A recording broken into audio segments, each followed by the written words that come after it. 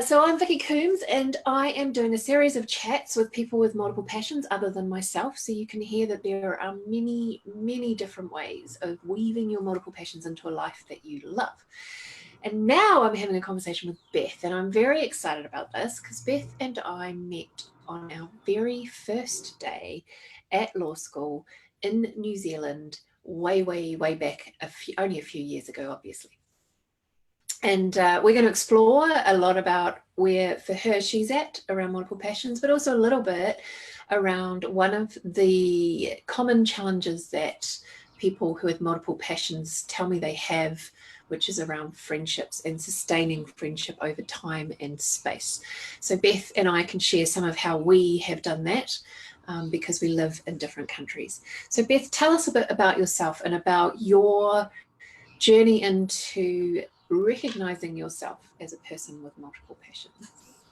Well, I would say that I was very reticent to accept that I was a person with multiple passions. I was very much of, oh no, I know what my passion is, and it's just one, and I'm living my purpose because I'm a corporate and tax lawyer, and this is what I do. Failing to take into account that as that corporate and tax lawyer, I was continuously and constantly studying. So, I got my well, with you, I finished a degree in law in New Zealand. And then when I got to Panama, which is where I live now, kind of out of necessity, but also out of desire, I went back to law school and I got a second law degree, but this time around in Roman or Napoleonic law, in Spanish as opposed to in English. But, as far as I was concerned, well, this is still the same path. A few years later, I then, because I was starting to get bored and I was starting to get that itch of, I need to know more, I need to grow more, I then went on to get a master's degree in international business and tax. But of course, it was a very different degree because it was run by a business school as opposed to by a traditional university and law school. So while it was a master's degree in law, it was very focused on international business. And of course, we studied things like economics, and, we were looking at not just law, but really negotiations and business. So one of the things you might notice during this interview is Beth lives in a flight path, and I've been to visit her there, and you can pretty much put your hand out the window and shake hands with the pilots as they go past in the planes. Exactly. So she will mute when that happens. Every once in a while I'll have to mute. But in any case, with that, I had this feeling of, no, I'm still on the same path. I'm still just studying law. And then I got my second master's degree, which is actually a master's in science, but it was focused on international trade and law. Therefore, it was still the same thing, really. Yep. And I then digressed into leadership and development and NLP and that sort of thing. But I explained that to myself, that this was just part of me becoming a better lawyer. And it's true. It is absolutely true that learning all these ancillary skills that were not exactly directed at law were awesome skills to have as a lawyer. I mean, like, knowing NLP as a lawyer is an awesome thing to have in any negotiation, in any conference room, in any sitting down and talking, because you're noticing so much of what the conversation that's happening that is not verbal. Okay. So, but I would have told you, and I continued to try and convince Vikki that I was not a hummingbird because I am dedicated to my law practice. I even continued trying to convince you that when I started studying theology of, oh no, this is just a hobby.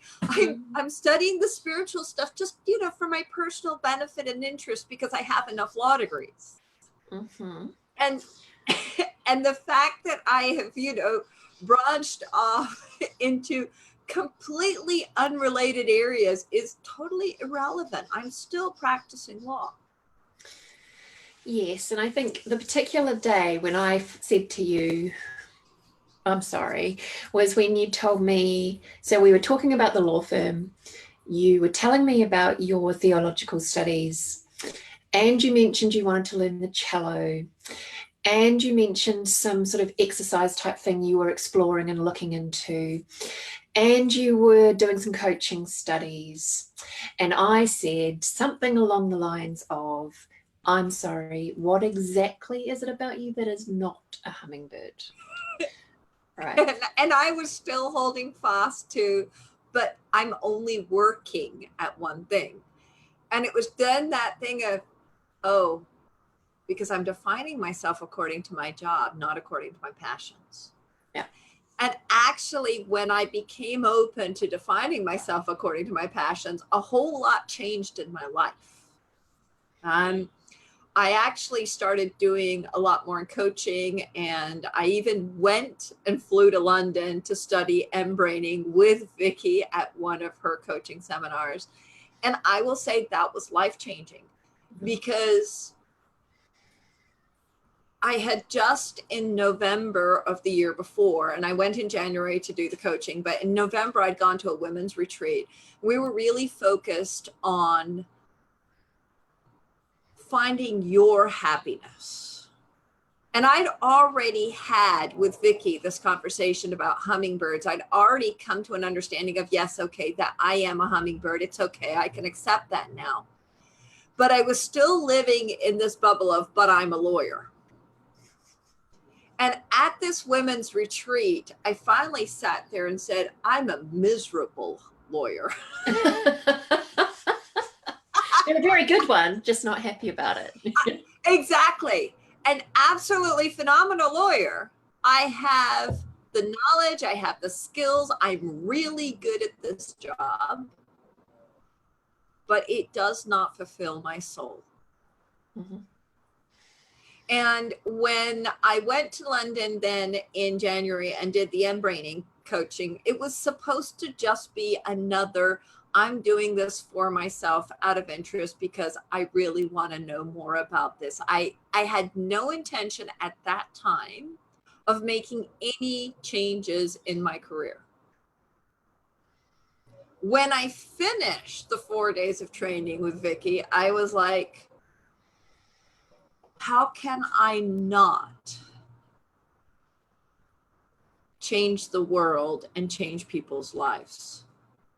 Because as a lawyer, I can be a really good lawyer and I can make a whole ton of money, but what impact am I really having in people's lives? And that was really the question that I came away with after that of, well, yes, I'm helping people be safe and keeping them secure in terms of doing legal documents for them so that their retirement into Panama is giving them safety and security. That is helping people. Absolutely. That's solving problems. But what of transcendence am I really doing for people? And of course, at that time, I was already a step further ahead in my spiritual studies, which this year I finish all my SEE classes, and then I have to make more decisions as to where does this take me? Yeah. Because while I'm doing everything else, I've still continued studying because, who doesn't do that? I mean, studying 3 things. It's totally normal to have more than than that, right? It's totally normal to have more than 10 professional qualifications. Right. Absolutely. So I, as life is progressing, yeah, I've got a lot of balls in the air. I'm still mother to a 5-year-old and balancing that. I still have a law firm. I've got my consulting business and I've got coaching, which I started. And of course, this week, I've just launched with another group, the Discover Your Path U, which is an online training center for coaches, life coaches, spiritual people who don't want just to go down the one path of I'm just doing NLP, or I'm just doing CBT, or I'm just doing life coaching, or I'm just doing hypnotherapy, but people who want to weave into that spiritual practices of some sort, such as Ho'oponopono, such as EFT, which is not a spiritual practice, but is definitely not necessarily your mainstream NLP practice as much as it is one of the helping practices. Or even, somebody wants to go into, some sort of astrology, tarot or something, and weave that into whatever they're doing. It's a platform that is going to say, well, discover your path. Mm-hmm. Not the one everybody tells you of, this is the way you have to do it. So it's got the business school side of things, of some of the coaches are totally about building your business. Yeah. But then it's got the other side of things, of the woo-woo, the, of the life coaching, the NLP, that sort of stuff of, you can go and get your certification for NLP or whatever somewhere else. And then, we'll take you and see, how do you weave that into everything else you're doing? Yeah. How do we make this you, as opposed to you just following a cookie cutter practice of this is what I'm doing. So, and I think that is just so hummingbird. Oh yeah. I mean, you've got, you absolutely have all of these things that you're in and starting. And as you said, you've got your daughter to raise as well. You've also got friendships to maintain. You've got new friendships coming in. You're letting go of some friendships. You've got your connection with your family who are in a different country. So there's this whole thing for me as I've always stood in awe of you, and your just relentless studies. And I remember one point years ago, just catching up with you, what are you up to? And he said, I'm doing a master's in this, and I'm doing a master's in this, and I'm doing them at the same time. And I was just like, I'm exhausted listening to you. Because I think at the time you were still, obviously you were only a couple of years into setting your law firm up. So there was still all of that startup of a new business. And so absolutely. Yeah. One of the other challenges that all of that stands me in such good stead now. Oh, yeah. And this is one of the things, right, is, again, something people often say to me, my clients often say to me is, I don't feel like I finish anything, and I do all this energy in a particular thing, and then I move on, and it's a waste of time. I'm like, no, it's not, because you are bringing everything that you have learnt, all of that perspective, all of those skills, that experience is still there, and it will inform other things that you do, maybe not straight away. Right. So for me, the classic is in my early to mid 20s, I really got into the Enneagram, right, which is a personality. Mm-hmm. Oh, absolutely. Yes. Personality modality, but also has a spiritual element to the modality. And totally got into it, deep dived for a couple of years, read everything I could get my hands on, wrote screeds about it, etc., etc. And then I moved on. And probably about 4 years later, after I'd moved over here and I'd started working in learning and development, which was my third career, I got asked to do something around personality stuff. And you had something to fall back on. Well, it was more, they had a couple of different personality things they were offering as opportunities for us to work with. And I looked at those, but I looked at them in having already got some other perspective to go, okay, well, what is this? What is this in relation to this? And how's this different? And what is this? So I had all of that. And okay, we went with one of the ones they were offering, but it was because I had an idea of what I was looking at. Yes. And even now, as I'm, creating work and doing work with various clients, I draw on all of this personality stuff, because what matters to me is what makes people tick. And there's so many different ways you can look at that, so many different perspectives. Yeah. But I don't feel that I've wasted anything I've done. No. It all builds on each other. And I think, even for myself, all the work that I did within my law firm of things like procedural manuals, of things like, human resources manuals and policies and stuff. Now, when we started DIPU, I was like, oh, right, yeah, I've got all of that. Let's just sit down and rewrite it for what we're doing now. Yeah.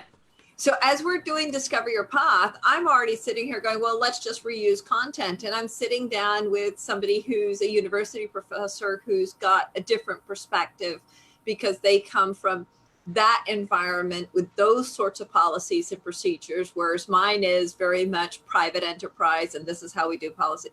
But it's a beautiful thing that we come in from such different backgrounds and say, well, okay, but we've already got something to work from.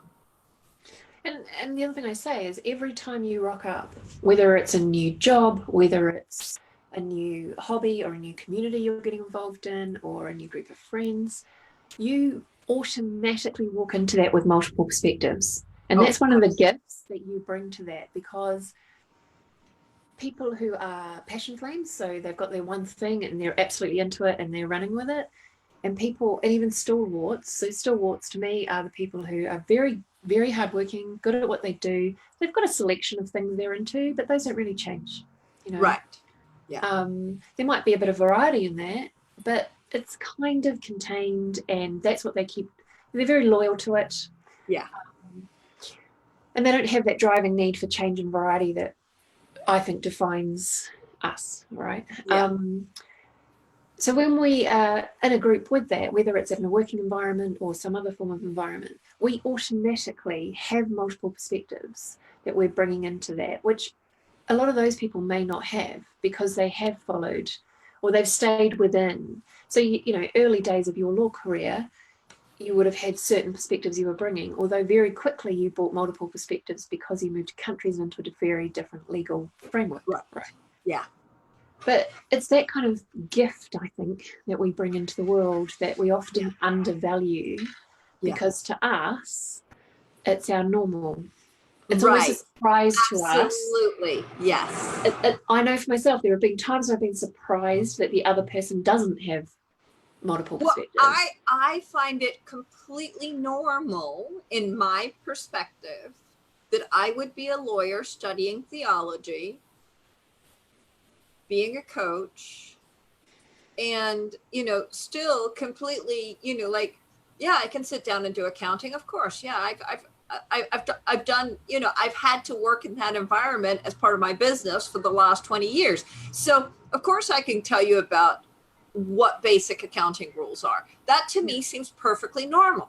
Now I speak to other lawyers and they're like, oh no, you give all the accounting stuff to the accountant. And I'm like, yeah, but we're just talking really basic stuff. Oh, no, but I don't do that. And I'm like, really?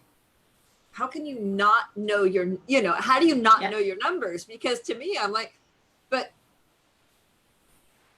I have a head for it. And I never took that into account of, not all lawyers, same as not all doctors, have a head for numbers. Mm-hmm. Okay. And not all accountants have a head for words or, right. And so for me, there's things like I keep doing social media stuff. And I think the social media stuff is a perfectly normal part of my day to day, at least sitting down and say, well, this is what we're going to do for the month. Mm-hmm. Even for the law firm, I sit there and go, well, our social media presence for the month needs to be focused on this. Yeah. That to me seems perfectly normal. Apparently it's not. Yep. Yeah. So, exactly. And that's one of the things that we have that some other people don't, right? Right. But one of the other things that I'm really curious about, given everything you've got going on at the moment, and you talked earlier about some of the work you did on that retreat about passions. So it's one of these things, right, where when I'm working with clients, often what they're struggling with is prioritizing.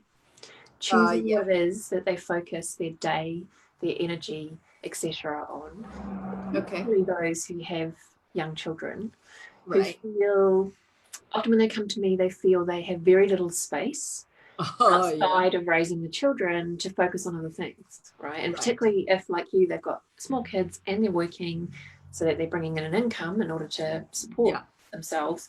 And they've got other things. They're like, well, you know, how do I juggle this? How do I do it? And I know for you, some of that came from that place of how am I prioritizing? So can you share us a little about that? Well, I mean, one of the beautiful things of the retreat with Bonnie was she was like, I want to know your top 5 passions. Now, those are not your only passions, but your top 5. And, you know, my top 5 was my personal health and fitness, as in having enough energy, being vibrant enough to do what I want to do. Mm-hmm. Okay. So, you know, we all remember the Ally McBeal, you know, at least I've got my health.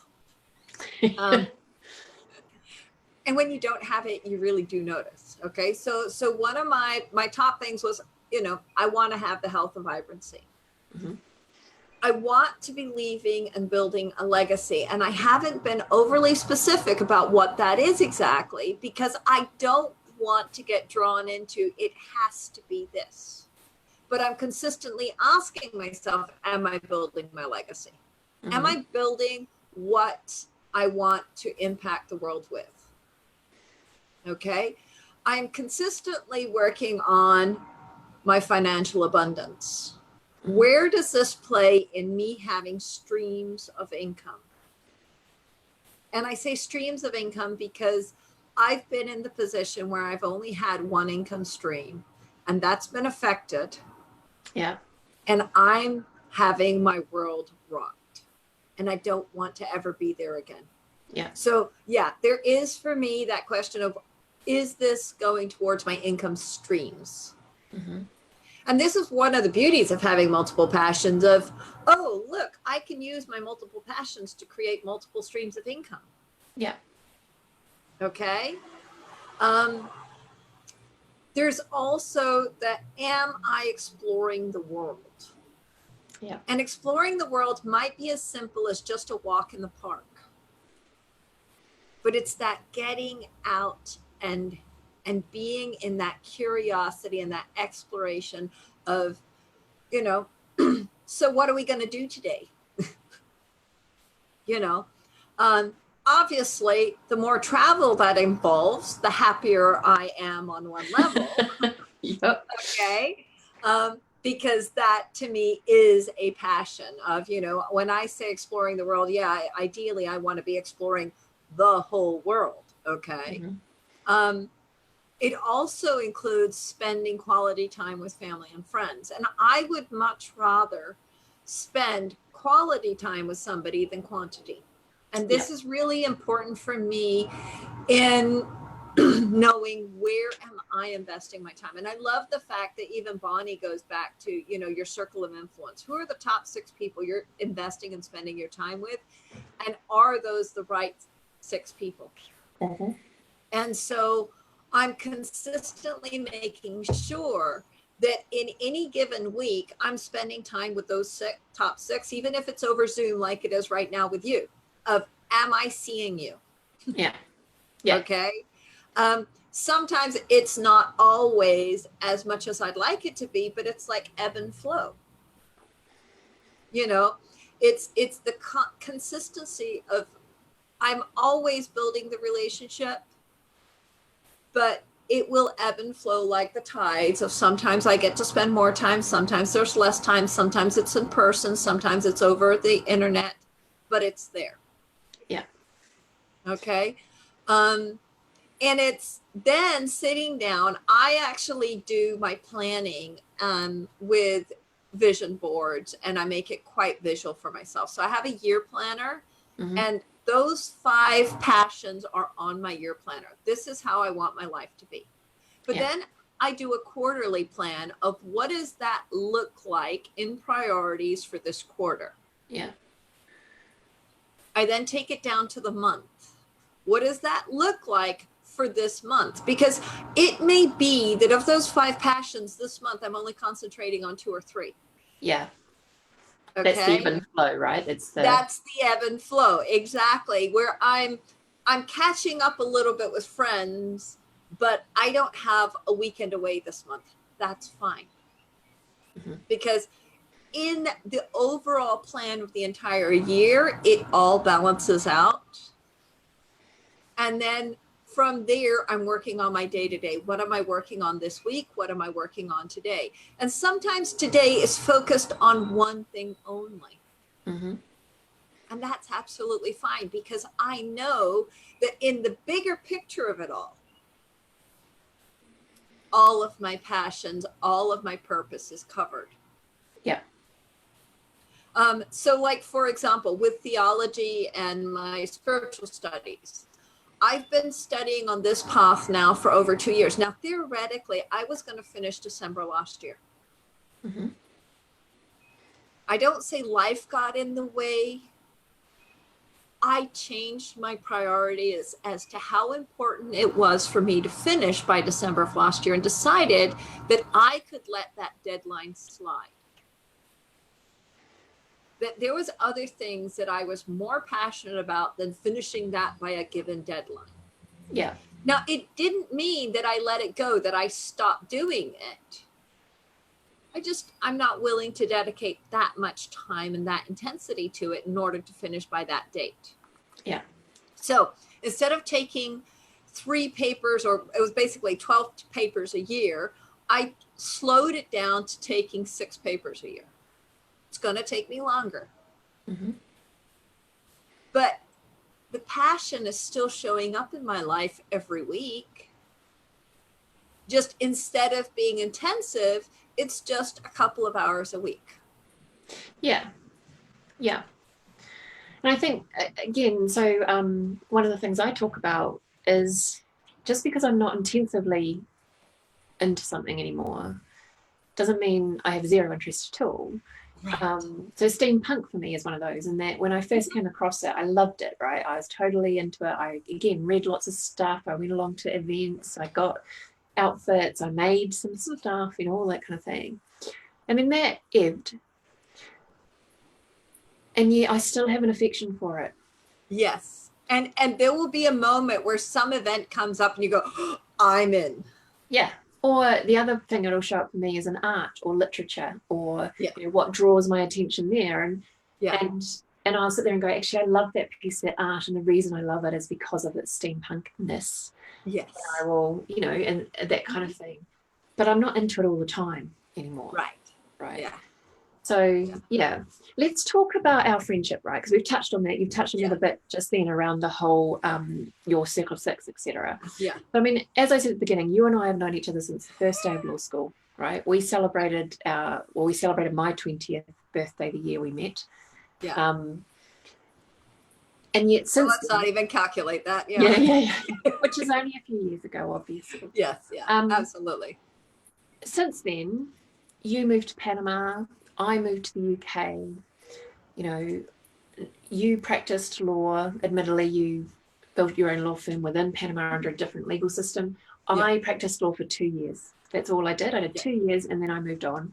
I'm in my 5th career, like actual professional career, which I have specifically moved from career to career. Intentionally, yes. Yeah, mostly intentionally. And yet we've maintained and retained this friendship. And I think, personally, I am incredibly grateful for the advances in technology. Oh, yeah. Because when we first started, this was handwritten letters. Yeah.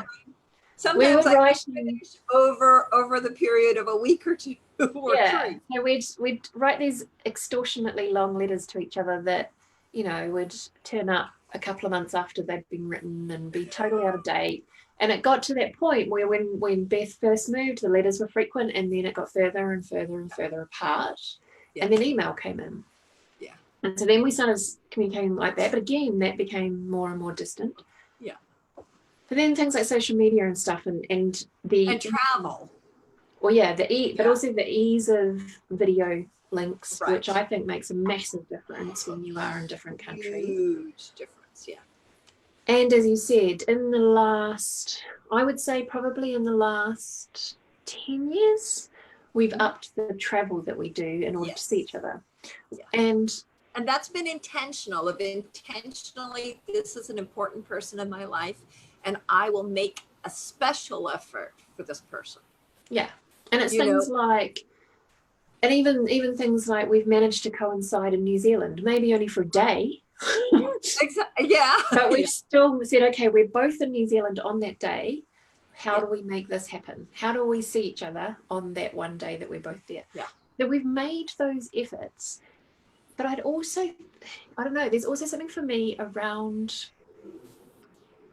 so as you said, we're prioritizing each other, we make the effort to stay communicating, but we've also, although our interests have morphed, sometimes we've got co-joined interests, sometimes we've got very separate interests, but I think there's something there around we're always very curious about what the other is up to, even if it's not our thing. Right. Yeah. Right? But it's also, I mean, for me, it's the whole thing of understanding that, do I share values with those people who are important to me? Mm-hmm. And values do change over time as well. It's not that the values are stagnant and don't change. Values do change, but it's the values.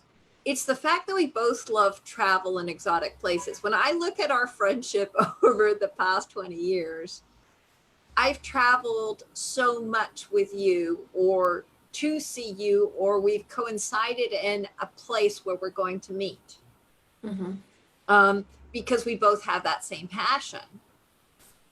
And I can think of a number of friendships that they are not big on traveling, and I haven't maintained the friendship like that.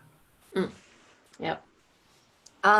So there is that, but it is effort. It's the willing to, this is important enough to me that I'm going to make that difference. And I think the beautiful thing in our friendship is that there's not the insistence of it has to fit in this box.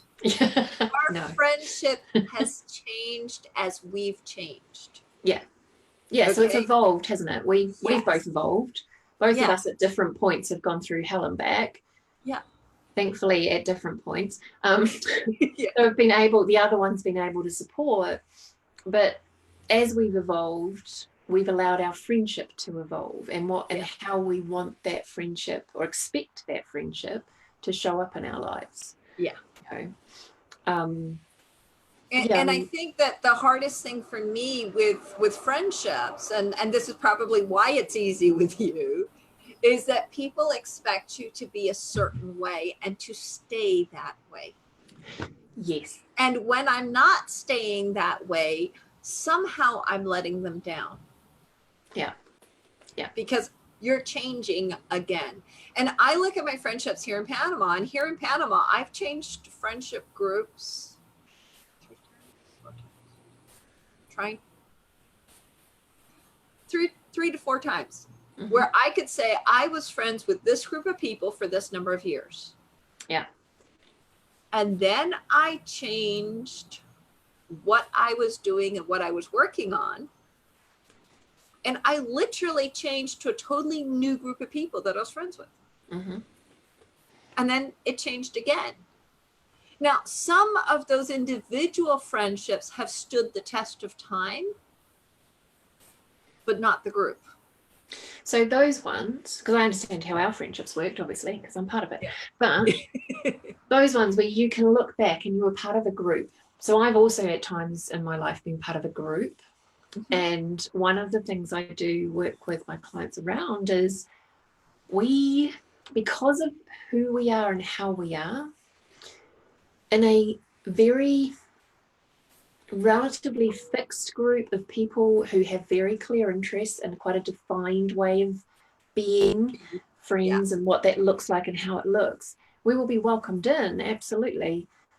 But we actually, after a very short period of time, and without us consciously choosing to do it necessarily, we leave the group. Well, it's not even that. Before that happens, there begins to be this bit of uncomfortableness.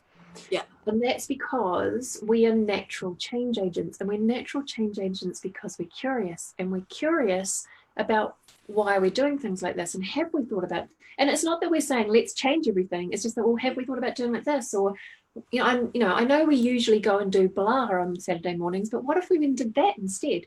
And just asking those questions for some groups of people, and I've had this experience, is uncomfortable. Yeah. They don't quite know what to do with that. And that's when they do the whole you're changing. Either you yourself are changing and no longer fit in with us, or you're trying to change us. Yeah. And we're uncomfortable with that. And one of the best things that happened to me with coaching was this recognition that as you change and transform yourself, people in your life are going to get uncomfortable, and they are either going to change their expectations of you and change the way they interact with you. They might not change themselves, but they will change toward you and be open to you changing and growing, or they won't. And if they want to hold you in that, no, you have to stay this way because this is how our relationship is. You have to be willing to lose that relationship in order to grow, if that's what you want to do. Yeah. And that was one of the biggest revelations for me in the coaching, was that, wow, if I change and transform, there's people that I may leave behind. Yeah. Am I willing to leave people behind? And as a hummingbird, I think we do that a lot. Well, yeah, I mean, we do it either, like you're saying, because your interests change and therefore you end up in a different group of people. Or in my case, well, yours as well, right? We both moved. We physically moved to different countries. And even in the time I've lived, you in Panama have stayed in Panama City, but I haven't. I've moved to the UK and I've lived in 4 different... You lived in Scotland, you lived in... Exactly. And even in London, London's so huge, and I've lived in very different parts of London in the time I've lived in London. And each time I make that shift, I have to renegotiate for myself and with my friends what that means. And it does, like you said, it means often a shift in that relationship, and sometimes a fading of that relationship completely. And sometimes that's really painful, right? Like, let's not kid around. Yeah. Sometimes, I mean, no. Sometimes I have felt that void and that emptiness of, I can't believe I'm choosing this. I cannot believe that I am choosing to let this friendship or these friendships go. And it's heart-wrenching. But if I'm going to be true to me, if I'm going to be really who I am, then I'm going to keep on moving. I'm going to keep on that path that is my individual path, that's really me. And sometimes that is heartbreaking. And I'm thankful I've got a friend like you where I can call you and you understand perfectly what's happening in my life. Because those are few and far between, where you've got somebody that is somehow fixed. I sit there thinking of our friendship and I'm like, it's not fixed at all. It has changed and morphed so many times in these 20 some years. But I consider it, like one of the pillars of my life of, well, it's constantly moving and changing, but it's fixed, Yeah, it's that whole. And so for me, there's something there about it's one of those things, okay, so I'll talk about holding friendships lightly. And what I mean by that is that thing of hold them lightly and gently and lovingly, but you've got to let them fly, right? And maybe what you're doing, and I think, again, we take turns at this sometimes, of grounding each other. One of us is taking flight to go and do something different, and the other one is that grounding. And sometimes that sense check of, what are you doing? Exactly. So, and how is this aligned with who you are? Yeah. Does it actually time with your passions, or is it just a new shiny thing? But there's that piece of and you have to have that. Absolutely. Yeah, but I think for me, it's also lightly doesn't mean shallow, right? You can have quality connection with people. So I think about my friendship with you. We see each other maybe I'd say every 18 months on average, sometimes more Yeah. often, sometimes less often. Less often, exactly. Around about 18 months. It's unusual for us not to have seen each other in an 18-month period. But when we do see each other, or in this kind of situation, we straight back in, right? We leap back in and do that whole, where are you at? What's going, that kind of thing. And again, I've got a friend in New Zealand who I'm really close to and have known for about the same length of time as you. And she is the worst communicator in the world, as am I. So the two of us are really bad at communicating when we don't see each other. But when we do see each other, when we're in the same space, we're straight back into that connection, that quality connection. So it's not, as you said, it's not about, for me, the quantity. And often when people talk about their good friends, it's very much they sit there and they can, it's the quantity. I see them 3 times a week and we do this. This is what we do. This is what our friends do. There's something there, right, around, it takes work. Yeah. But it does, whoever you are. So this is where, yes, when you are a person who is constantly changing what you're doing and you've got these multiple passions and you change careers and you move and you change interests and it becomes, there is an extra layer of challenge in maintaining friendships over time and space. Yeah.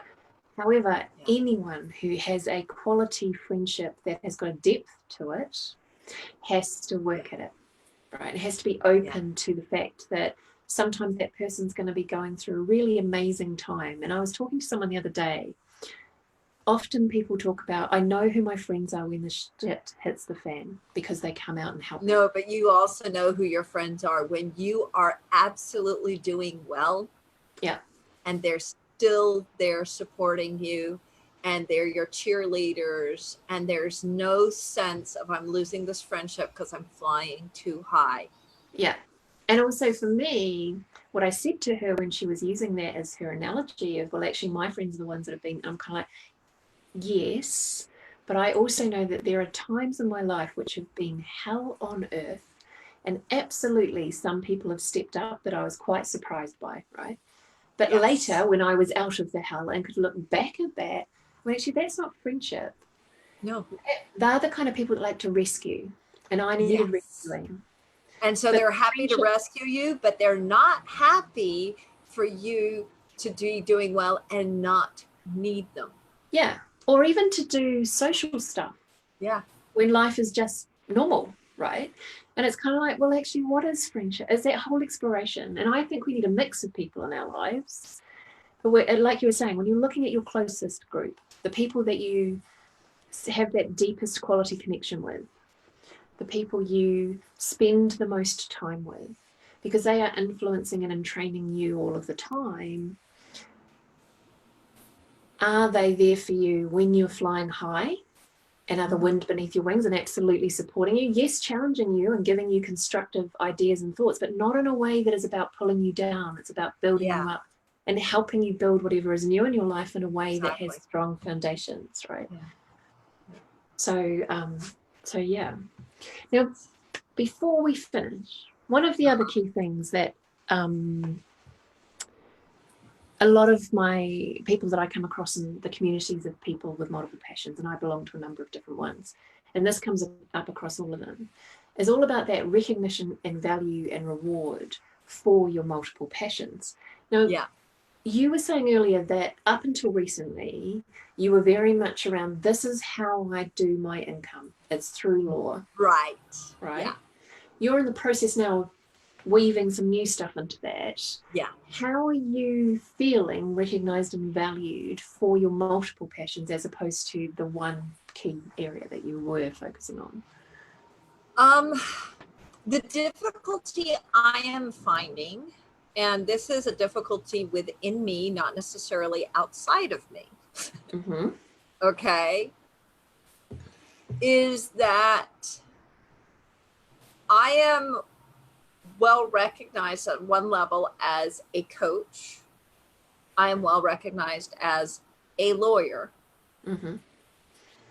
But I'd really like to make a special niche where I'm a lawyer who does a specific type of coaching consulting where I am no longer the one preparing the documents, but I'm actually the trusted advisor. Now, I am trusted advisor to some clients. Mm-hmm. That is happening for me. But where I'm stepping into a new role of that trusted advisor that is really taking both of these things, which seem so different and yet in my mind are so powerful when they're put together. Yep. And building something kind of new that people don't know. Yeah. And because I'm struggling to do that in my mind, I think I'm struggling to put that out into the world. Yeah.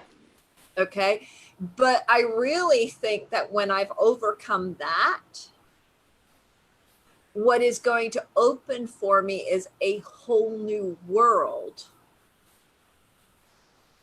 where I can be really, I mean, I don't want to say a niche market because I'm not looking at it like that, but where I'm really powerfully advising, but without actually advising, where I'm taking the client to where they want to go, mm-hmm. as opposed to me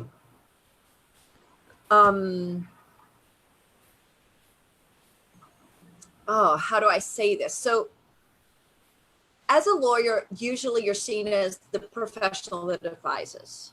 Mm-hmm. As a coach, you're not giving advice. You're helping the client to find their way and their path. Mm-hmm.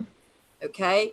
So you're holding the space, you're opening the possibilities. And occasionally there is going to be in that relationship where you're presenting the client with possibilities that perhaps they haven't seen before, and you're opening doors for them that they didn't even know were possible. Okay. Because as a coach, you do have, say, more life experience. You've seen more options. But generally, it's the client that's really making all the decisions. You're not telling them this is what you're going to do. Yeah.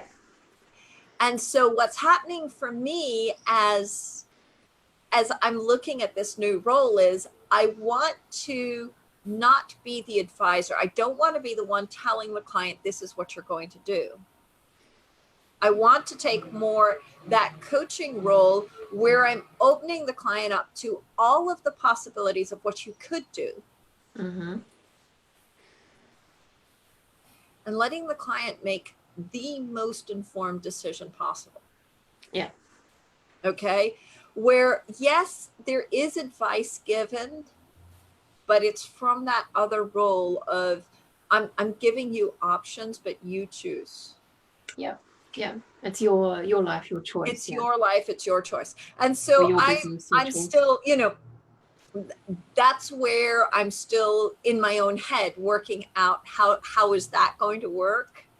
Because I'm still going, okay, so how do you present this to the world? Yeah.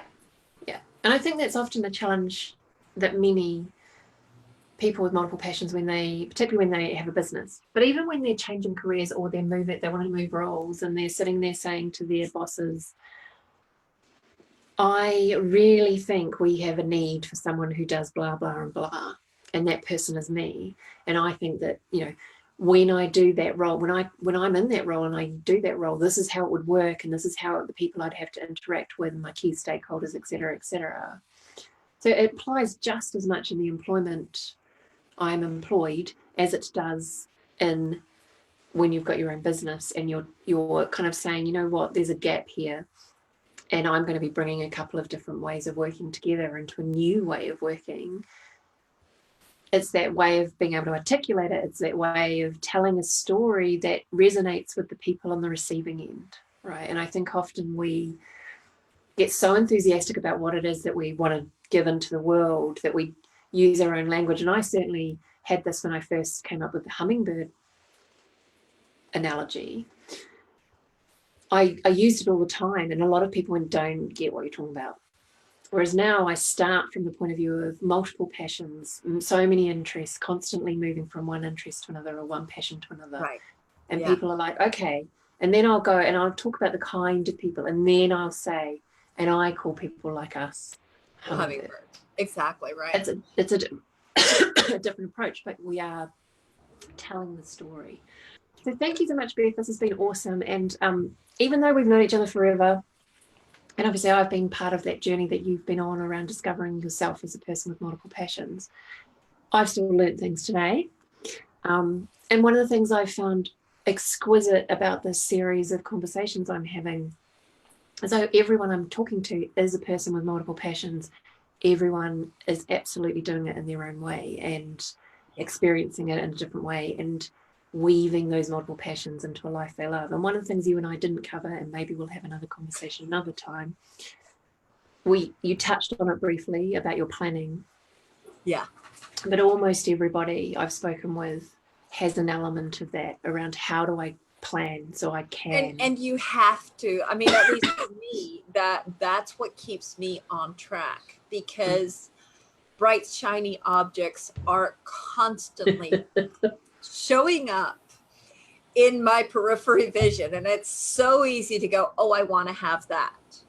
Yeah. And I know, you know, for me, like even with this whole thing with Discover Your Path You, when that showed up, my initial concern was, oh, no, it's a bright, shiny object. Don't go there.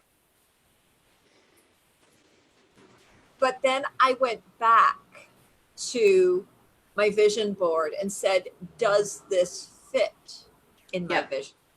Yeah. And I sat there going, multiple income streams. Mm-hmm. And what does it stand for? Is it aligned with what I'm doing and who I am? And then, of course, because the universe is what the universe is, I had 2 people call me having had dreams about me doing X project, which described exactly what this was. And I was like, okay, I got the message. It's supposed to be one of them. Yeah. But I'd already done the work of looking at my vision board going, does this fit? And my concern was still bright, shiny object. Yeah. Of, am I trying to make this fit in because, oh gosh, it looks so interesting and I could have so much fun. And these people are so wonderful and great. Yeah. But, you know, yes, but I mean, at least for me, yeah, you have to have the vision board. You have to have something that, even though you have all these multiple passions and these things that you're working towards, that's keeping you on track to some extent. So yeah. Yeah. And that you are, it's almost that thing when I talk to people about weaving their multiple passions into a life they love, they need to know what elements help them thrive in order to do that. Right. And if they don't, and they're just kind of staggering from one interest to another, then they're missing it. And often they'll take joy, there's not that passion to it. Absolutely. Yes, there's the bright, shiny object interest. Yeah. But it's very short-lived. Yeah, exactly. Yeah. So thank you very much. And thank you. This has been lovely. It's been fabulous.